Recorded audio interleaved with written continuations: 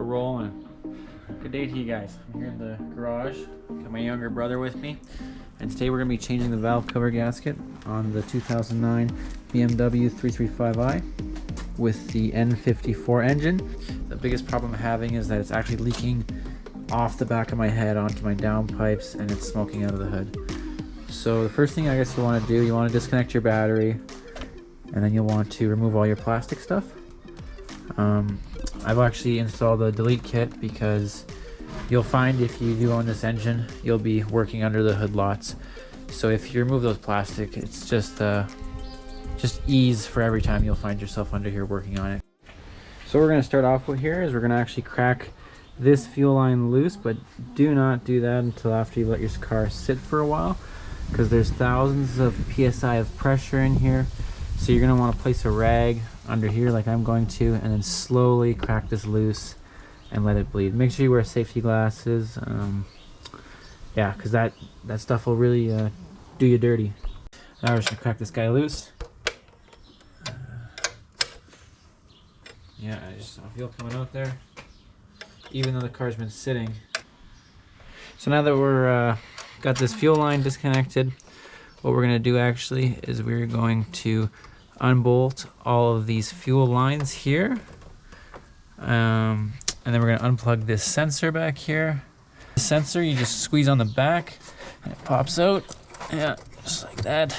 Pull these wires out of these plastic clips and just kind of chuck them to the side here.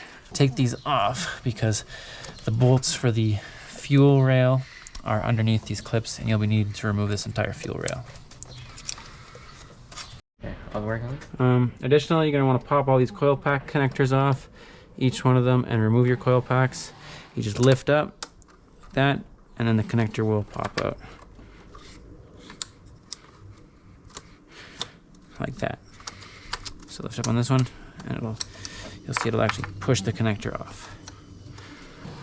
And then remove your wires and pull these suckers out.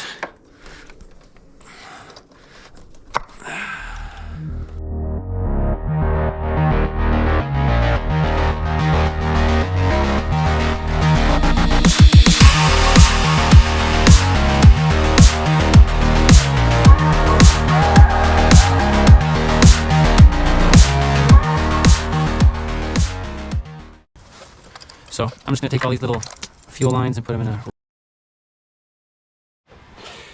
So you want to remove all four of these bolts holding the fuel rail in. They're 4 11mm bolts.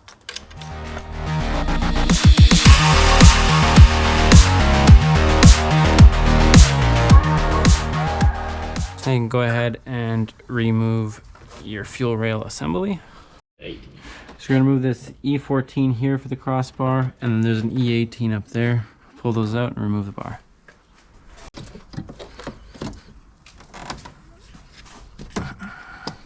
So what we're going to want to do now is remove our wiring harness. There's connectors on every individual injector, and then there's 8mm ground studs that you will also need to remove. So for these connectors, on this side of the connector, you'll find a little tab right there, and you're just going to want to gently lift that up and just pull the connector out. And same for each individual connector. Just pry it and then you're good. They'll pop right out. So pop this nut off, same as all three of these. Pull your wire off and just pull it to the side. So you guys are probably going to struggle with this hose. It is kind of tricky. This one's kind of a stubborn one because you got to get it from kind of all angles. So just pull on it and then keep prying your way around it. And same, we're going to want to do the same for this one on the valve cover here. So once again, my brother's going to kind of go from the side. I'm going to pull on it and we're just going to kind of pry from all around. And there's your PCV hose. So now we're going to remove this electrical harness kind of junction. There's two 10 mils on the valve cover. Just remove those.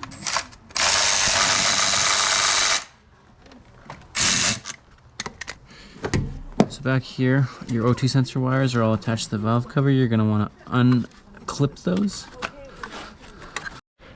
So So last step before you remove your valve cover is to pull these vacuum lines off. So now you're going to want to take your E11 and a deep 10 mil for these ones and start undoing all your valve cover bolts. They work their way around the entire cover and on the inside. So remove those, and then we're going to gently remove the valve cover. In our way. I think the best option is just push them back into the block. They are.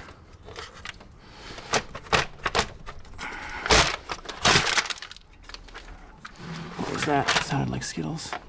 As you can see, it's a very tight squeeze. They did not make this easy.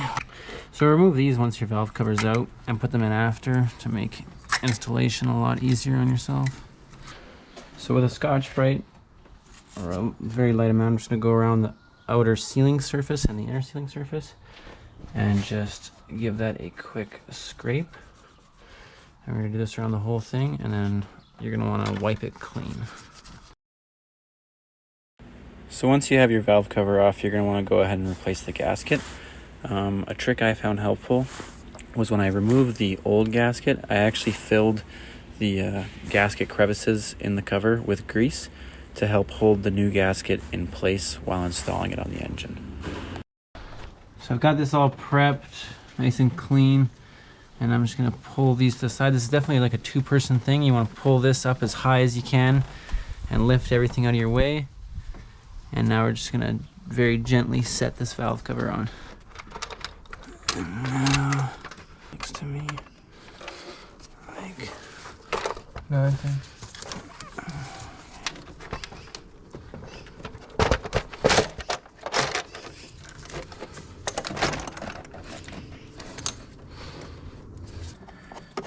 So now my valve cover is seated. I'm going to start threading all these in by hand, and then we're going to evenly torque them all to 8 foot-pounds. And we're going to work our way from the center out again, and you're probably going to have to retorque this about 3 times, because every time you go around, all the bolts on the inside are going to loosen up, and just keep doing it until you get the same torque on each bolt.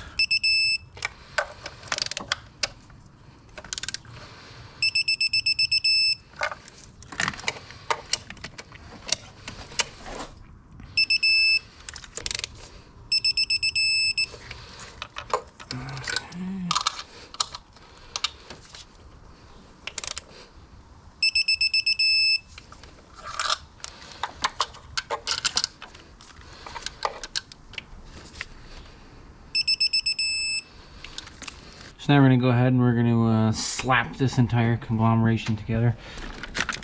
So we'll go ahead and prop this sucker down now. Start plugging all this stuff in. Boom. 1. Boom. 2.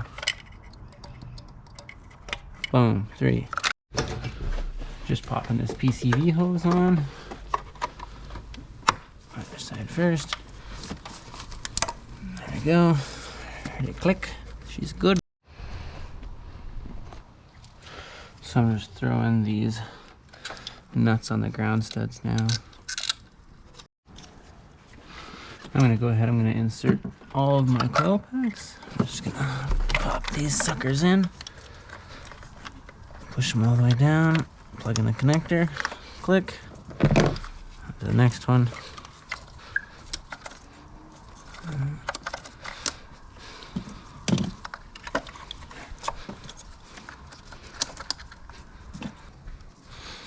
Okay, now I'm going to put the 2 10 mils in the wiring harness.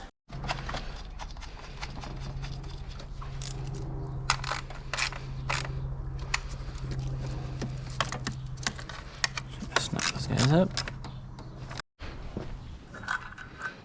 So I got my fuel rail here. I'm just going to set it up on the head. Be very careful not to drop these bolts because I'm sure they are special. Cooperate with me. Yeah, we got that one.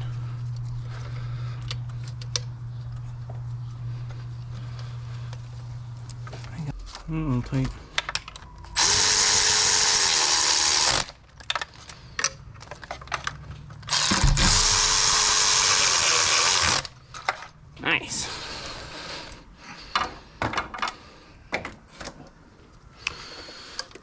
fish this guy up.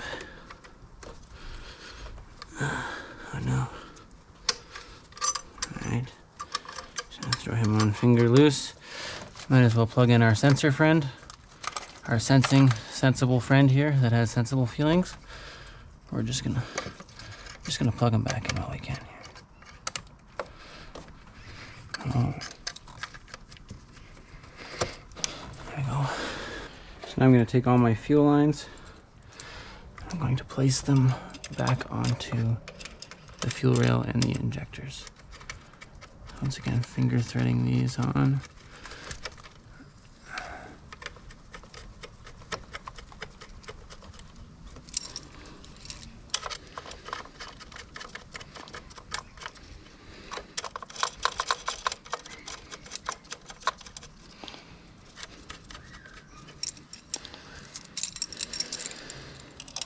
So now I'm just gonna snug up these fuel lines. I mean, snug is good. You don't want to go crazy.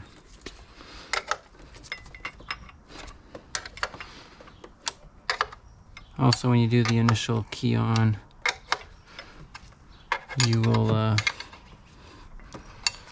find out if you have any leaks.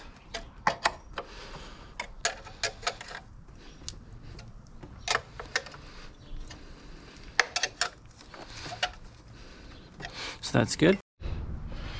So if you've made it this far, you're doing good.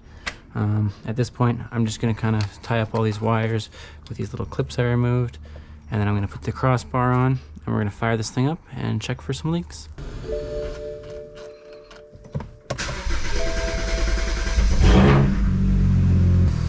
Starts up just like a kitten. So once you finish doing your valve cover, you're going to want to run your engine and make sure it has no leaks.